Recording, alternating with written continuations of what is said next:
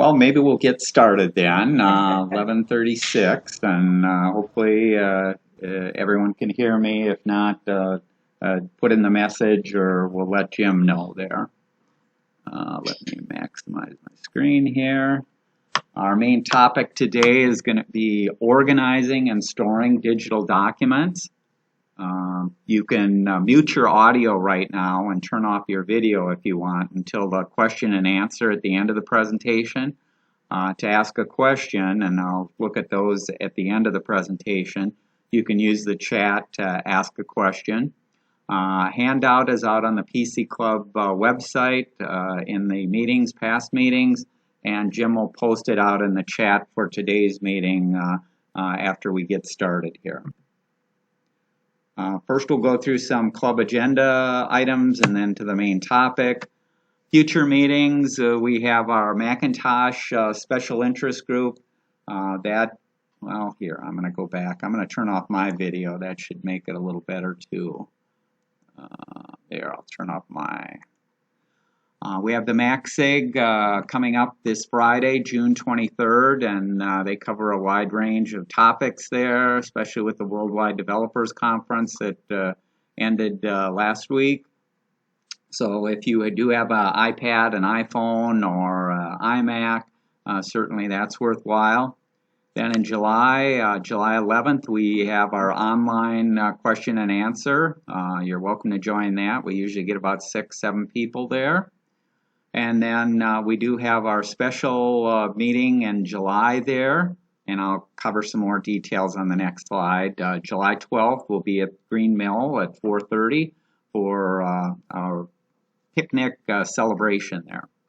Then our next general meeting will be July 19th, and it'll be the same as what we do here. You're welcome to attend in person, and we've got a few people here in person at 3M. Or you can attend on the web there. And our topic, which has been a pretty hot topic all around the world and the United States this year, is artificial intelligence, or AI. Why is it important, and is it a friend or a foe? Depends on who you listen to there. So we'll cover some of that. This is our annual PC dinner, summer celebration. In the past, we've had our picnic, and due to some issues there and the costs of renting the pavilion and getting people to help and stuff like that, this year we're going to be holding it at the Green Mill Restaurant in Woodbury. It'll be July 12th from 4:30 to 6:30. It'll be our summer dinner celebration. We'll have our officer elections, and we will have some door prizes there. The dinner will be a pasta buffet from Green Mill. It's all you care to eat. Cost is $10 for 3M PCC members, or if you want to also bring a guest, it'll be $35. And the difference is because we subsidize, the club is subsidizing. The cost of the buffet is like $25. So an extra $25 for the guest. Right. Not an extra $35. Not an extra $35. The $35, I just use that figure because it'd be for you and the guests, for 2 people. RSVP for this by July 3rd to Paula. And we sent out information about it and that in the last couple of emails, and there'll be a couple more emails that we'll send out before the July 3rd deadline there. So if you do want to sign up, and we encourage you to sign up and get that by July 3rd. And then tell them they can pay by PayPal, Venmo, or check, so it's very flexible. Yeah, so Paula is saying you can pay by PayPal, Venmo, check, cryptocurrency. We'll take cryptocurrency. Give us your account number, and we'll manage there. Okay. No, so it should be a fun time, and if it is raining, we have the outdoor patio. But if it is raining, they'll move it inside, so we're covered. If it's too, yeah, covered with it there. Officers, Jim Holman, or Jim's our president, Linda is our vice president, Paul is our membership secretary, Paul Law is our treasurer, Chuck is our recording secretary, Mike is our MAC-SIG director, Andrew is our communication coordinator, I'm a director at large, and we do have volunteers, and there's a picture from the last official picnic of 2019, and hopefully we'll have a new photo after July 12th with our outing there.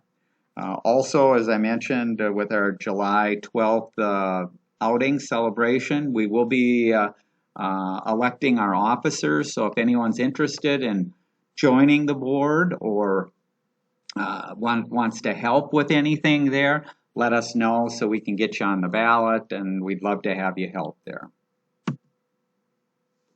Members old and new, I mentioned Paul is our membership secretary. You can pay your dues to Paul. Paul does send out emails when your membership is expiring, so not all people expire at the same time.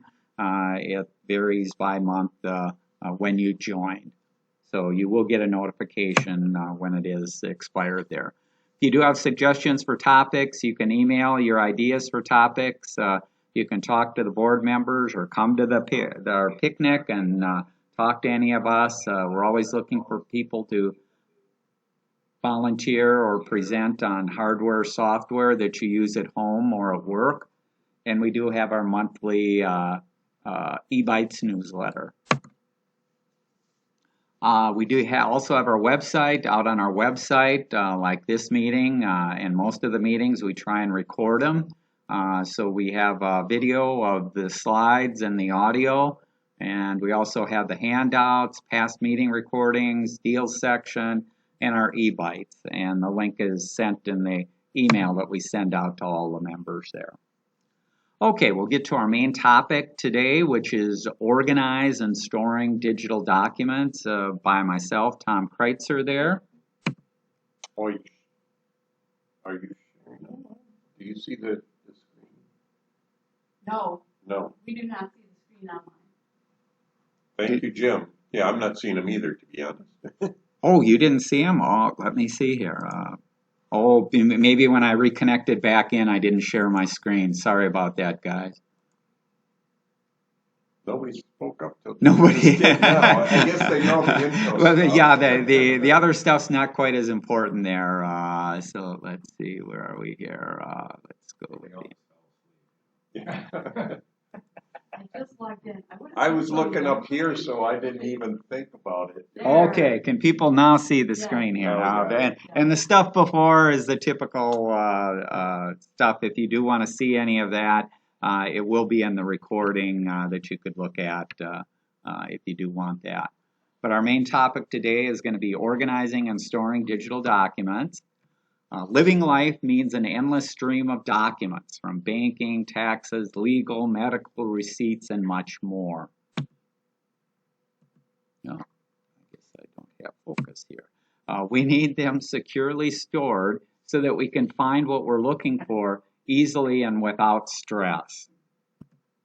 Digital storage can make your life a lot easier, but you need to have a plan on how to store the things, and you have to put in some effort to make it work. It doesn't happen automatically.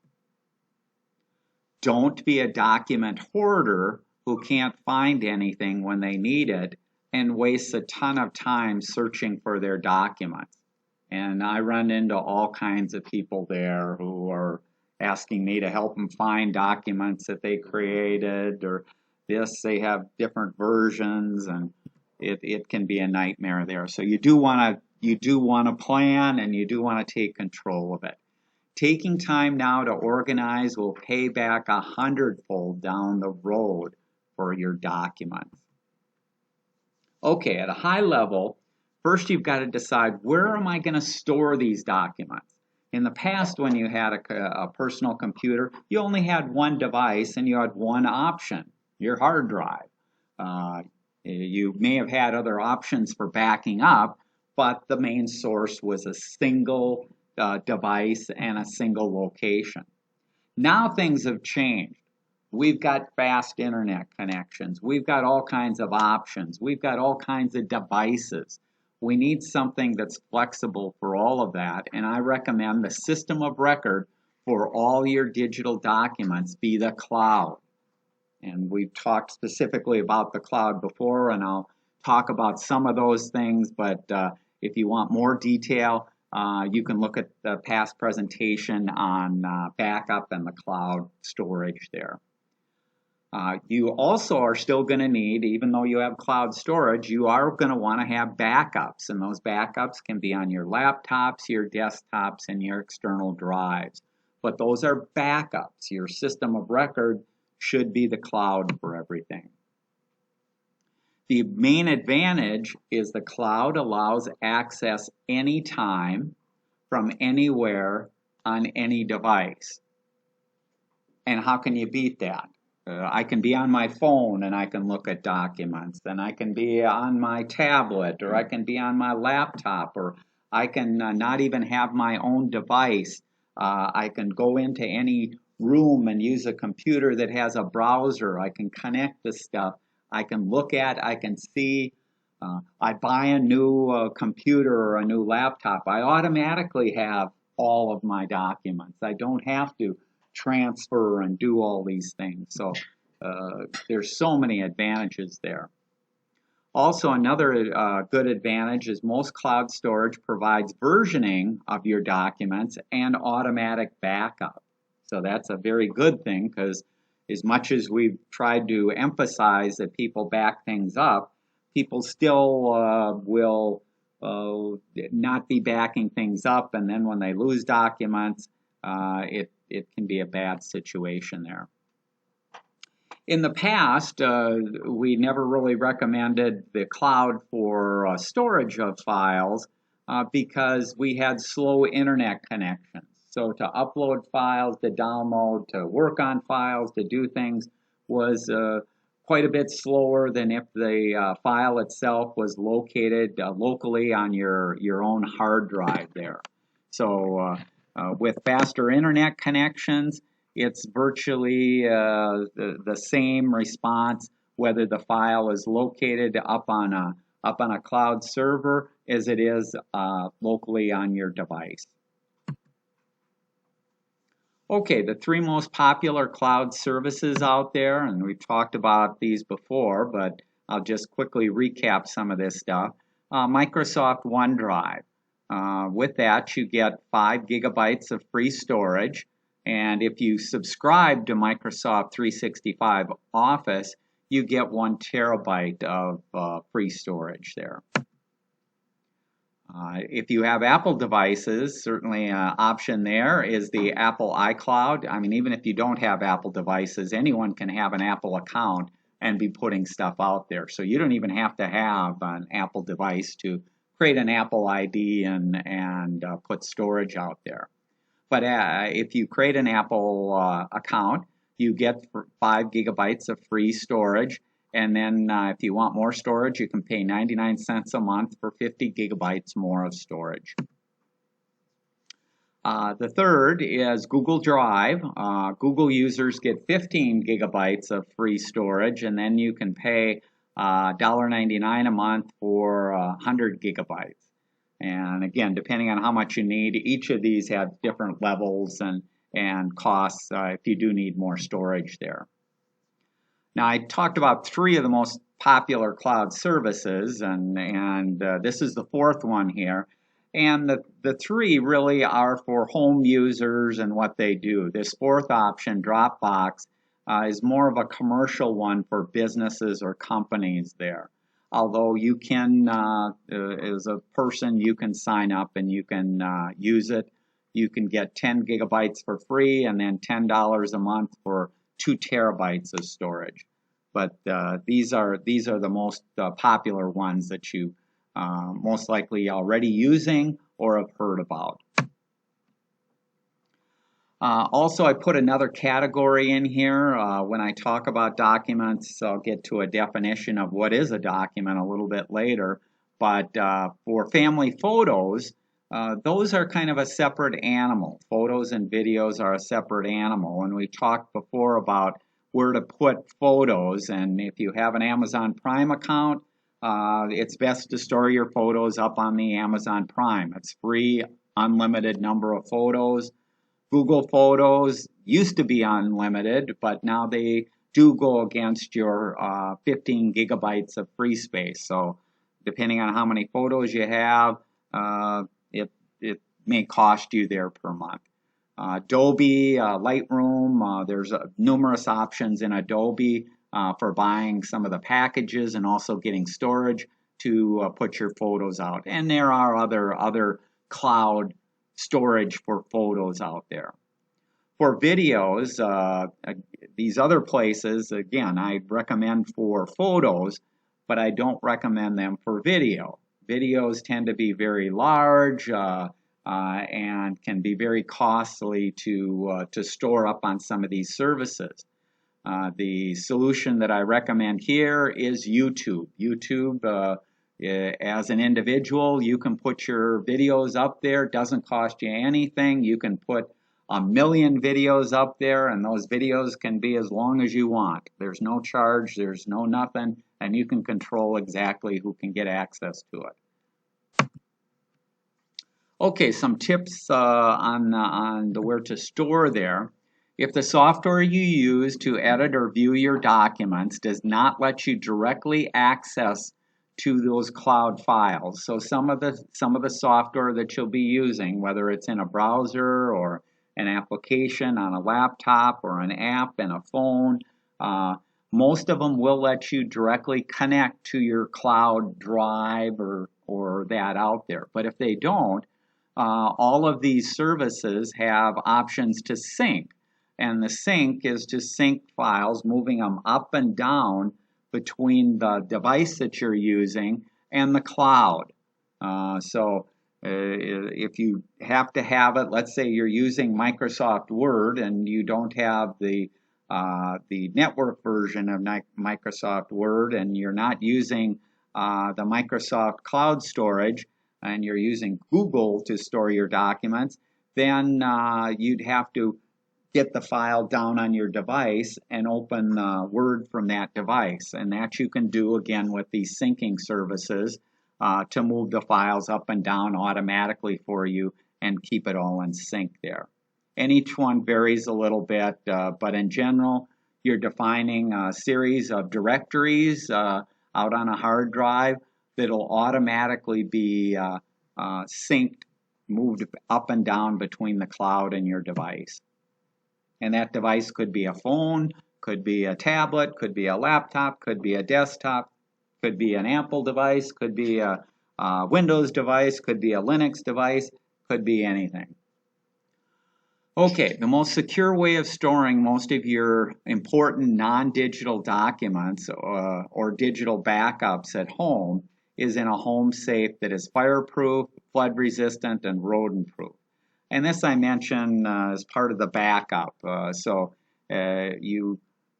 recommending that you put the stuff out on the cloud, but you should be backing up the files. And backing up the files usually means to an external drive or to some other device there. And if you put it to external drives, you can easily put it in a fireproof safe there. You can get prices starting as low as $20 for a safe. And here I mention again your strategy for all these documents and everything. You have to consider backup, backup, backup. The number one, the number two, the number three is where are these things backed up? And in the past, Jim has talked about, and we keep going over the 3-2-1 rule of backup. That says that you should always have at least 3 backups, and those backups should at least be on 2 different devices and one being in a different location. So if you've got the cloud and an external drive, that satisfies. They're in different locations, they're on different devices, and then you just want to make sure that you've got some versioning going on there. And you can see the previous presentation for backup that we've talked about. One thing that I will mention is I've had people say, okay, if my system of record is Google Drive, How do I back that up? Well, what you'll find is this is, if you're not familiar, Google has a service called Google Takeout. And Google Takeout, let's go in here if I can bring it up here. Google Takeout is for backing up your Google data. And in this particular case, you can actually set up schedules on when to back up, what to do, and then you start picking out what things you want to back up, because it's not just your Google Drive data that you have. You'll see, like in this case, there's access log activity. There's 51 different categories that Google will let you back up.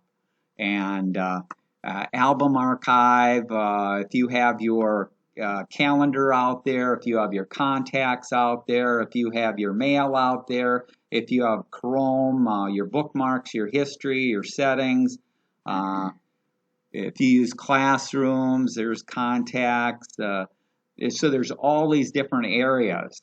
When you start putting your documents out there, those are usually going to go into Google Drive.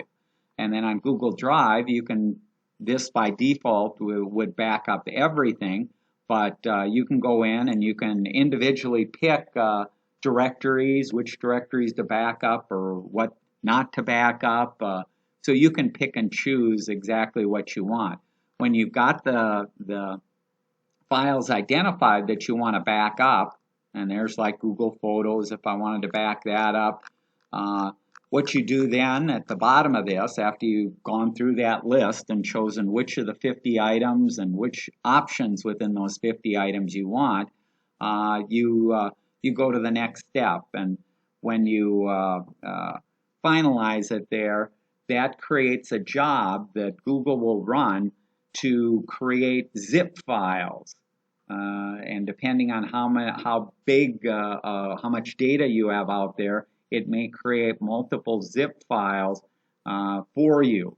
When it creates those multiple zip files for you, it'll send you an email when the job is all done. And as an example, let's go out here. I just did one yesterday, and you'll get a message from Google Takeout saying that your data that you backed up is ready to download. And you go out to the website, you click on the link here, it takes you out to the website, and then it'll start downloading your backup to your device. And if you want it on your external drive, you put it right out on your external drive, or if you want it on the laptop or wherever you want it, you can take your data. So it's very easy to back up and manage your data out on these cloud services. I just showed what Google does, but Microsoft has a similar type of thing too for backing up and that too. So they all have the basics of letting you get at your data. And maybe one more thing I'll mention in here. So let me go back up to Google Drive up here. So in Google, I also use the Google Word Processor and Google Sheets and stuff like that. Well, that's a proprietary format that only works with Google, the Google applications. But you can go in here, where am I here? Google Chat, Google Drive.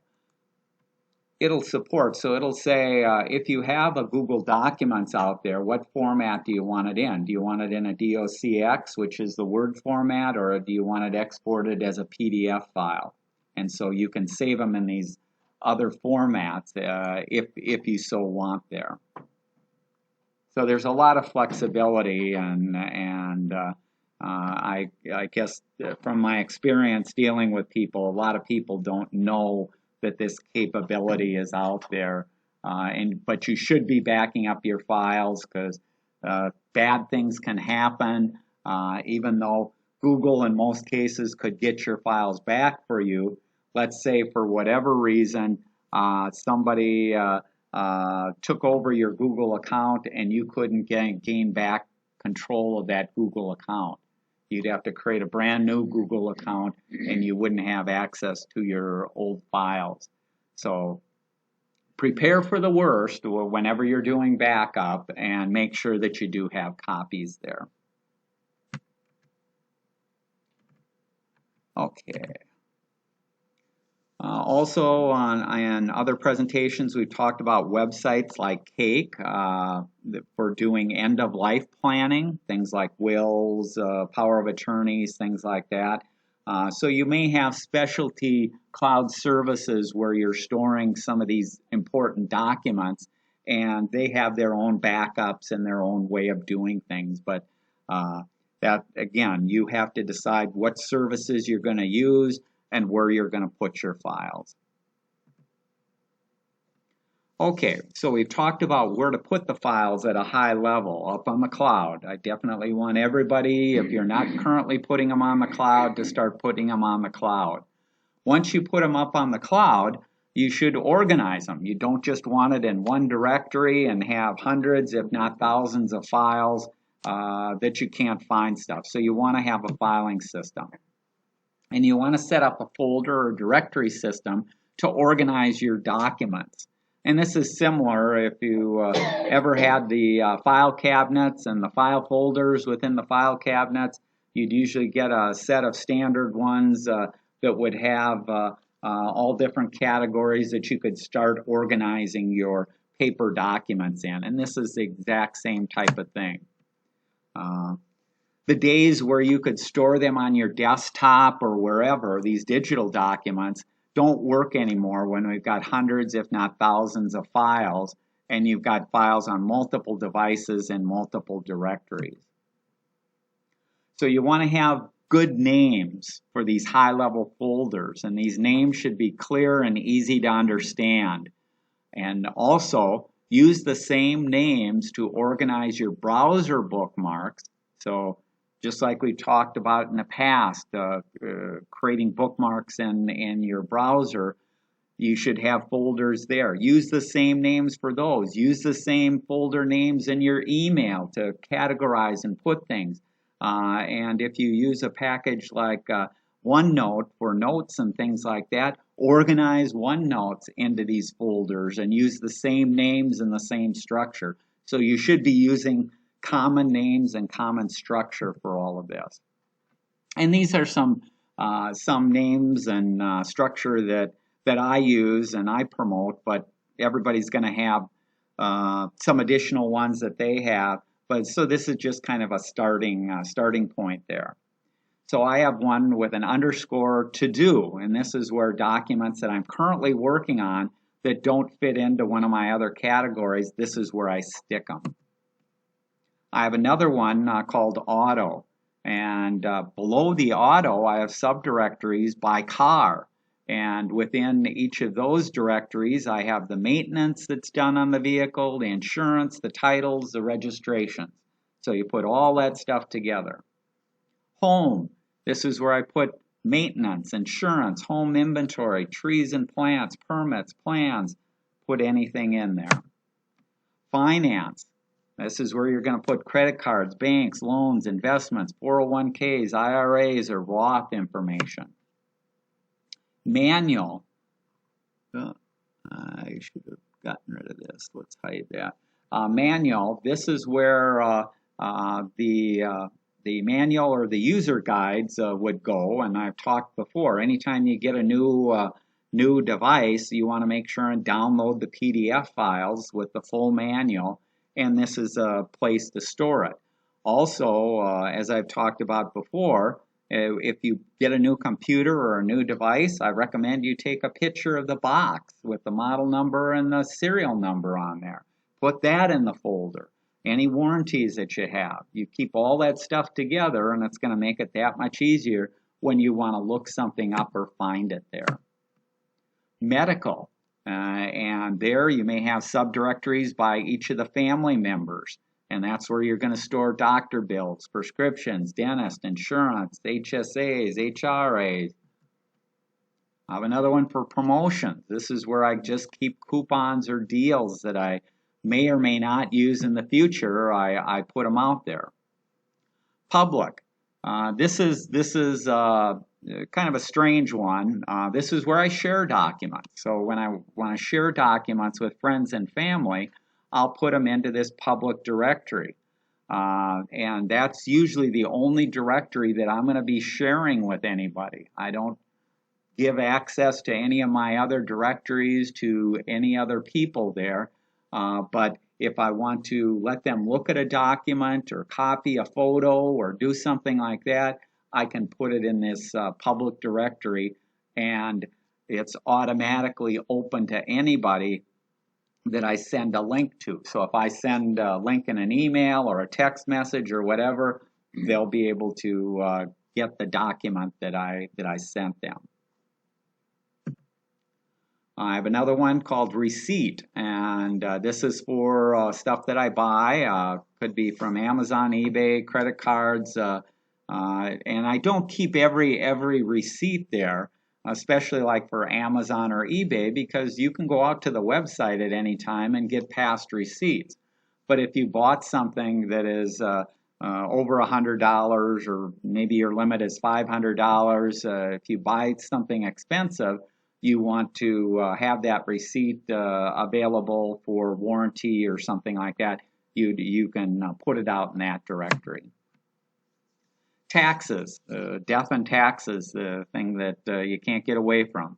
Taxes, below that, to put a directory by year. So have a 2023 directory, a 2022, a 2021, etc. Put your real estate, federal, state, 1099s, W-2s, payroll stubs, collect all that stuff in the directory there. Travel plans. Most of us have vacations. This is where you'll accumulate all your plans, your airline, your hotel, car rental information. You can store all that. Vital. This is where you can put copies of your birth certificates, marriage certificates, death certificates, wills, doable power of attorneys, all the vital records that you have, even copies of a driver's license. So whenever I get a new driver's license, I scan it and I put it out there. So from any of my devices at any time, I can pull up my driver's license even if I don't have my wallet with me. So I put everything out there, and you can have it in there. Photos and videos, as I mentioned earlier, should be stored on their own photo site. So I don't recommend you have a directory out on Google Drive called Photo and just dump your photos out there. That's not a organization strategy. So use one of the other sites for photos, and for videos, use YouTube. Some other possible names, ZZ Other, work, newsletters that you may get, you may collect things, a friend that you're corresponding with or sharing documents, an event that is important to you, or maybe you're involved with a project club or group. So I have stuff like for the PC club here, and church groups and some other things. I have individual directories for those. Okay, if a document fits in more than one directory, make a placeholder document or a link in the other directory that points to where the system of record is. So that's the beauty of digital. I can create a simple text document that says the real file is located in my finance directory. So if I want to put one copy of the file and I put it in my finance, I can put a note in my tax to look in the finance directory, as an example. Put no more than 50 or 100 documents in a directory. If you start getting more than that, create subdirectories to split it up. You'll notice like I had an underscore to do. Well, the reason I had an underscore to do is anything with an underscore or with 00 sorts to the top of the directory. So if you want directories to be on top, you can use special characters before the names there. Also, if you wanted it to be at the bottom, like I have a ZZ archive or a Z archive there, I don't want that as a top item on my list because I rarely use it. I put Z in front of it and have it go to the bottom. You can also prefix with numbers, 1, 2, 3, whatever, to force a certain sequence for those directories. Security and sharing, all of these services do allow you to control who has access by default. It's usually just your account, but if you want, you can make things public, which means anybody with a link has access, and that's where that public directory, I automatically have it out there to make it easy for me to share with people. But also I do have some documents that I only want one person to be able to view or to give them update privileges. Those you can specify in security and sharing to limit exactly who you want to have access. Okay, let's take a quick look at Google Drive folders. Let me go back here to, where are we here?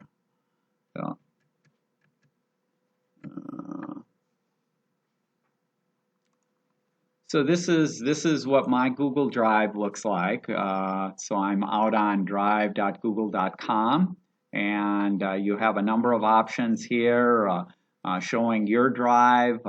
If you're syncing between computers and things like that, you'll see the entries of the computers and what you're syncing there.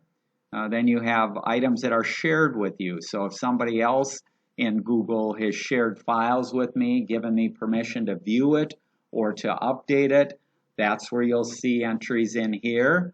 An example there is if I click on this, you'll see there's a bunch of them here that are, we have a club for the 3M PCC club, and there's a bunch of directories. Well, I've shared all those directories and given permission so that I don't have to log into this other account to be able to update it, to view it, to do anything.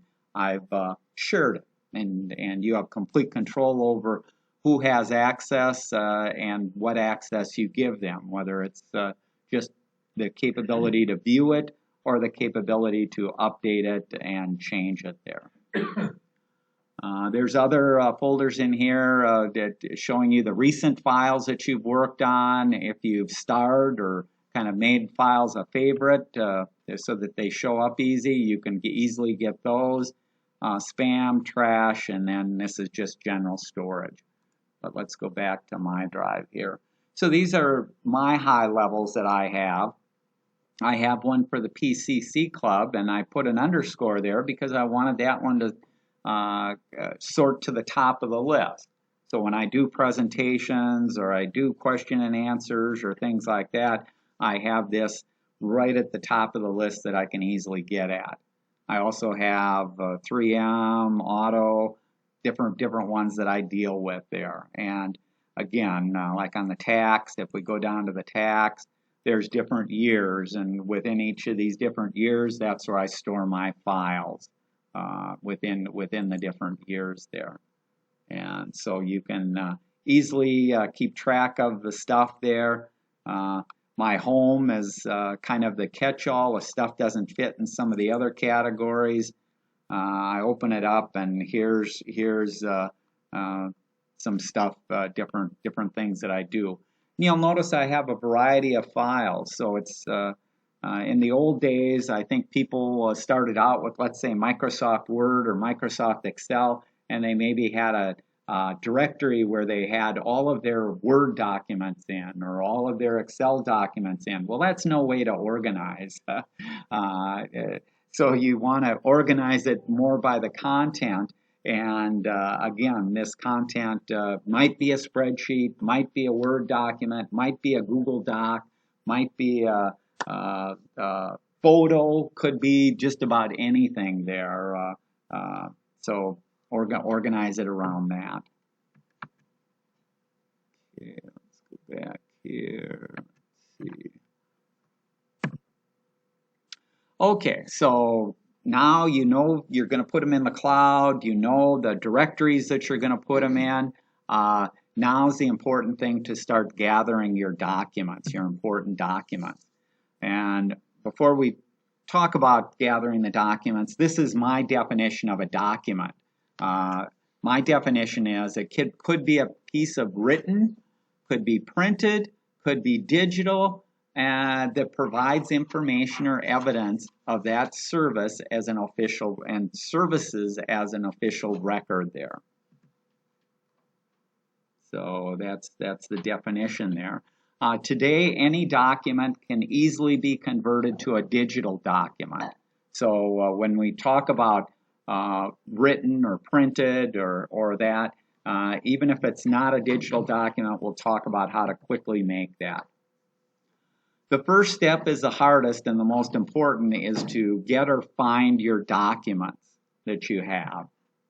Take an inventory of all the devices that you have and where documents are currently stored, whether it's locally on the hard drives that you have, or maybe you are using several cloud services.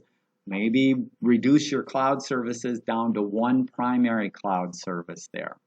And I mentioned here the journey of 1,000 miles begins with a single step. So you do have to take that jump or leap there.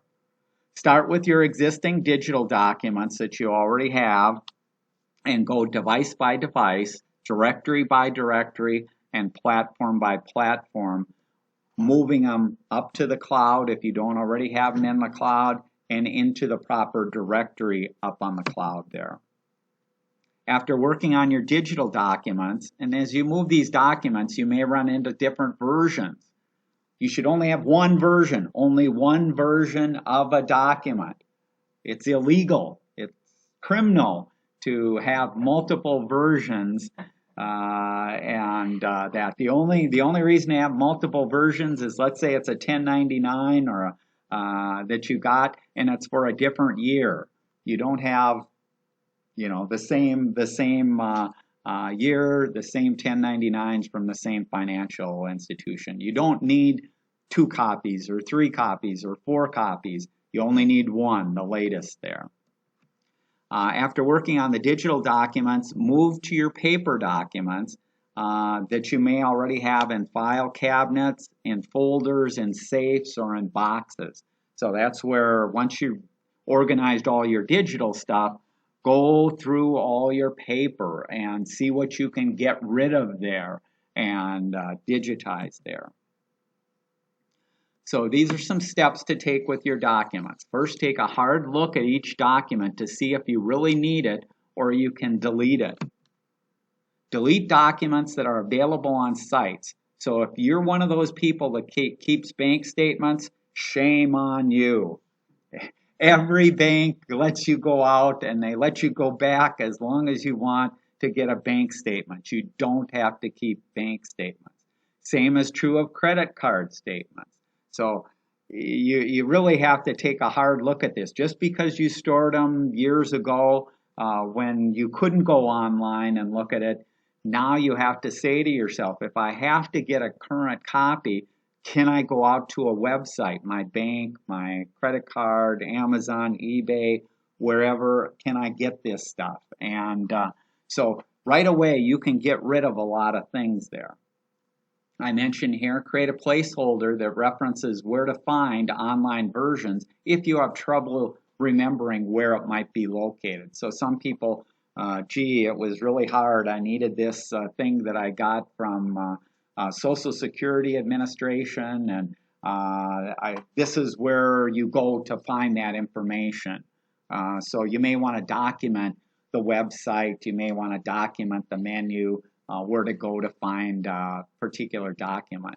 But again, do that hard look there and see if you really need the document there. Again, only keep the latest version of a document. Multiple versions, will you be pulling out your hair on when it was created or when it was last updated, and you just waste a ton of time there. I see more people spinning their wheels trying to figure out which has which version there. A few documents, as I mentioned, like taxes, may require separate documents for each year and should be saved with a date included in the name. And we'll talk a little bit about that later. Delete old or expired documents for items or services you no longer have. So you may have signed up for a particular service or in the manuals, receipts for old phone, and this is a phone that you haven't had in 10 years and you no longer have the phone, you don't have to keep anything for it. You're never going to look at that information again as long as you live. Get rid of it. Here I mentioned make digital copies of physical documents. So where you do just have a printed copy or something printed there, even like a marriage certificate or things like that, scan the textual documents into PDF files, and you can do that using the scanner on most printers. If you don't have a printer that has that, or you're not around a printer, there's apps like Adobe PhotoScan that you can put on your smartphone, use its camera, and create PDF files from taking pictures of the documents that way. Scan graphic documents into a JPEG file using your printer. Again, the printer will enable you to scan there. If the document is too big, so let's say it's a bigger document that isn't 8.5 by 11 and doesn't fit into your scanner, there also are apps. The one I recommend is Google PhotoScan. It'll let you scan the document that way and put it into your computer. And see here, decide if you need to keep the non-digital documents once you digitize it. So some documents you can get rid of. Others, let's say like a birth certificate or a marriage certificate or stuff like that, you don't want to get rid of it, but you do want to scan it. You do want to put the stuff out there so that you have immediate access to it from anywhere, on any device, at any time. Okay, the third step after you've accumulated these documents is, and this is a very important one, assign a meaningful name that you and other people will know instantly without having to open it up and look at what its contents are. So you have to use your head a little bit to come up with a meaningful name that'll tell you exactly what this thing is. So you can put an unlimited number of characters in there and to make it meaningful there. And in some cases, you may want to include a date. And if you include a date, in some documents, it makes sense to put it at the beginning of the name. Other documents, it makes sense to put it at the end. You have to kind of figure that out for yourself. We've talked about taxes before, or photos. Photos particularly where we want to get the date in there so that if we sort by name, we get things in a particular order there. This also is important because when you start moving some of these files between different file systems, so whether it's your laptop and the cloud or over to this device or over to that, sometimes the date when the file was created is set to today's date. Well, that's not when the picture was taken. That's not when the document was created. So it can be important for some documents to put that date into the name there. And if you're going to use the name, I recommend 4 digits for the year, a dash, 2 digits for the month, and then a dash, and then 2 digits for the day. And again, that could be the prefix or the suffix of the name itself. Move the document to the correct directory right away and immediately delete the old versions. So you have your cloud, you have your file folders, you came across this document, you moved it from your laptop, delete it off of the laptop. So you want to get rid of that stuff off of these devices as you're consolidating it up in the cloud there. You want to make sure that you back up that cloud, and so that's your backup, but once you move it to the cloud, delete it from these other devices that it's no longer needed. Just like with the names of the folders, you can use an underscore or a 00 to get file names to sort to the top of the list, or a Z, or put in a sequence number to force a particular sequence there. Include keywords in your file name. This would be handy for your future self or anyone else looking, and it makes it easier to search for a document if you are looking for something. And that keyword may be a project that you're working on, it may be a vacation you went out to, so your airline tickets for this vacation aren't just called XYZ from Delta Airlines. You have exactly the year and the vacation that you were on. Download, I mentioned here, download documents like Facebook photos from friends that you want to keep. Myself, I see a lot of photos that I like, and when I see a photo that I like, that I think will be useful, I add it to my own album, and that just makes it easier because a year from now or even a month from now, if I want to revisit a photo that I like, I can easily find it, get it, and see it. I don't have to attempt to go through their Facebook and try and find the photo there. What's also handy is if you do create a lot of documents, you may find handy an index or a table of contents for the documents. And you can create it in a spreadsheet, and that's pretty easy to do. Delete old, unused, and obsolete documents. Review it at least once a year in the spring cleaning there. Organize your documents. Could take an afternoon or a week, depending on how many devices, folders, and files you have to sift through. Do it in sprints. Focus on one category of files at a time, like health documents or finance. Some sites let you dictate how your online accounts will be handled after your death. And that's very important. Check the website's account settings for account and security there. So Facebook does have things like a legacy contact, or Google has an inactive account manager. Create a list of your digital assets and social media accounts and passwords, and as I always say, use a password manager. Most books, movies, and music you are renting, and they're licensed, but they're not sold to you. So you don't have to worry about moving those around, backing those up, or managing that. Don't create hassles for your executor by not listing or providing accounts and passwords. Use a password manager and let your executor know where to find your documents. Okay. Tom, Raghu has a question. Should I read it to you? Sure. Is putting sensitive personal data in the cloud safe from hacking? Good question. So the question, I'll repeat it, was, is putting personal information in the cloud secure? And what I usually tell people, because in my old days I was a hacker and doing things, it'd be easier for me to hack your data on your computer than it is up on the cloud. So the cloud is more secure than your personal computer is ever, than most people's home computers are ever going to be. So you have information. The other thing that some people in the past, when data was put up on the cloud, data was not encrypted. So if we go back 10 years ago, 15 years ago, and you stored it in the Apple iCloud, you may have heard of operators at Apple getting access to some people's accounts.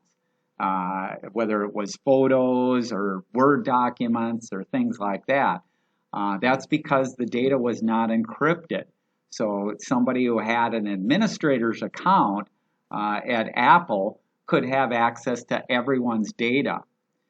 Nowadays, every cloud storage, it's encrypted, and the only person that can open up and see my data is myself. Nobody at Google can open up my data and see my data unless I give them my account and password, because my account and password are what are used to unencrypt the files. So if anybody at Google has administrative privileges, goes out and says, oh, I see in Tom's My Drive here, there's his finance here, gee, I'm going to go take a look at one of his files, all they'd see is ones and zeros. They see nothing. They can't see what the file is. They don't know whether it's a Word document. They don't know whether it's a spreadsheet. They have no idea what it is. So from a security standpoint, you're much more secure in the cloud than you are locally on your machine there. Yep. I got two quick questions. One of them is I'm not familiar with the term versioning. Okay, versioning, what's happening in a number of these cloud services, if I use Google Docs as an example, and I'm creating a file, automatically I can go back to the changes that I made a day ago, a week ago, a month ago. And so that's automatically taken care of for me. I don't have to save it under a different name and put a date out there or something like that. I can automatically get the version there. And the nice thing about these services, they don't charge you for the space. If you were to try and do that yourself, there'd have to be multiple copies of the file, and they'd take up multiple. If it was several megabytes in size, each version would cost you several megabytes there. And the other question is, when I think, like, I've always been confused. If I sync something to the cloud and I already have it up there, is the cloud syncing to my device, or is my device syncing to the cloud? Yeah, I'll repeat it in case people didn't hear it. The question was, as far as syncing, how does that work? Am I syncing to the cloud, or is the cloud syncing to me? And the answer to both those is yes. It's a two-way sync, because you may have gone on a different device, created a brand new file or updated a file, and so the next time you log on to your laptop, it's bringing it down from the cloud. Or as you make changes on the laptop, and now there's a new version, it'll put the new version up on the cloud there. So, but you have total control over which files are synced, which directories and which files are synced. By default, as an example, Google, on your hard drive, you'd have where you may be familiar with the directory documents out there. Well, there's a directory out there, if you're going to set up syncing, called Google Drive. And within that, you can create any number of subdirectories, and that any file that you put out there or you update out there, the next time it connects to the internet, it's going to bring files up and down to sync everything there. So you can have, in my case, I can have thousands of files up on Google Drive, and I can only be syncing a handful of files. I don't have to sync all 1,000 files or all directories. I can just be syncing a small subset there. Okay. Let's see, Chuck, a couple of years ago, TCF changed me to access online statements that were older than a year old. One of the reasons that I dropped the account, and went to novation checking. Yeah, I guess I haven't seen that. Well, that may be why TCF is no longer around. I'm not sure if Huntington charges. It used to be in the past that some of the banks and that would charge you to look at your old checks that were older than 2 years old or things like that. I guess I'm unfamiliar with any bank that does that now, just because the cost of storage isn't what it was a few years ago. And so most financial institutions and everybody keeps it around as long as your account is active there. So, but that would be good to check to see what their policy is there before you get rid of. But you know, the other thing is with some of the statements and stuff like that. What's the likelihood that you need something like that? Because even taxes, unless you're fraudulently filling out your taxes, they can't go back more than 3 years. So, you know, keeping stuff forever. And I've known over the years, I'm sure we all know hoarders over the years that never get rid of any statement, any water bill that they've ever had, and and so there are people out there. Okay, and then Paula says, I encourage anyone that didn't sign up for the July dinner at Green Mill to contact her. Please let her know, and I'll send out notes again there. But you have till July 3rd. We'd like you to sign up as soon as possible so that we can kind of let Green Mill know and stuff like that too. So that's good. Any other questions or comments? Hey, Tom, I have a question about a digital document versus the actual paper document. If you have a warranty from someplace that says to have this warranty in effect, you need to have a copy of you need to have the original sales document. Would a copy on a digital copy suffice for that, or don't you know? It can vary from vendor to vendor. Nowadays, most places will take whether you scan it in or take a picture of it, as long as you have the store information, the date, and stuff like that. Most businesses can have those records forever, so they can look it up just to validate too. In the old days, you may have had a handwritten receipt or something like that, which, you know, anyone might have been able to create that receipt fictitiously. So I would guess that most places will take anything, because a lot of places now you'll go in and they'll ask you if you want a receipt or don't want a receipt. So, you know, you have that going on there too. But certainly for warranties and that, I found it helpful, like I mentioned earlier, to download the manual. So anytime I get a device, can be a smartphone, can be a tablet, I just got a dehumidifier, a new dehumidifier. Well, I went out to the vendor's website and I downloaded the PDF file for the dehumidifier, because it has a bunch of buttons for the filter, and so just the other day, the light was flashing, and I was going, well, why is this flashing here? And it was the filter. And to reset the filter, you have to hold it down for 10 seconds to reset the filter after you clean it. So I like to have the manuals, and I like to have this information available there. And I found that really, really helpful there.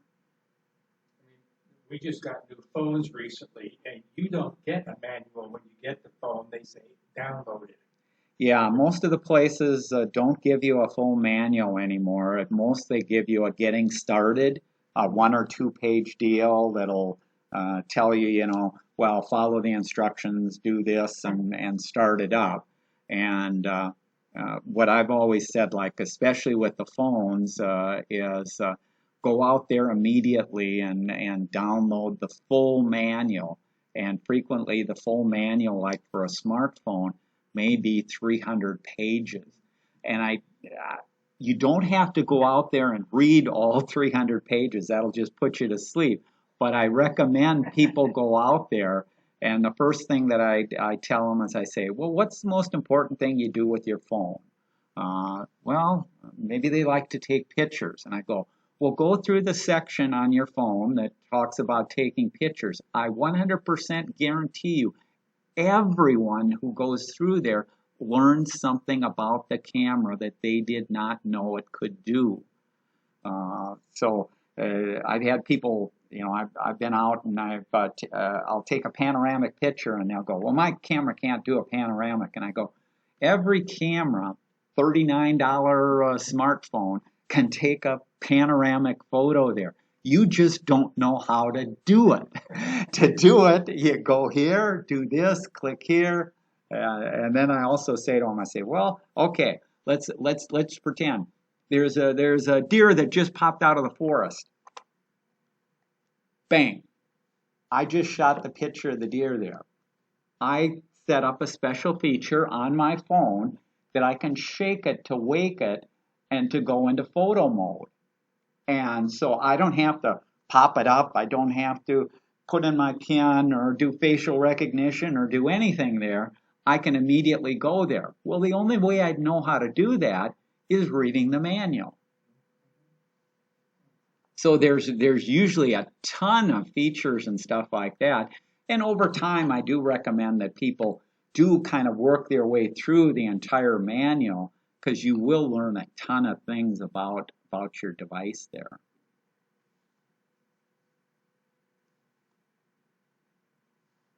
Anybody online have a question or comment there?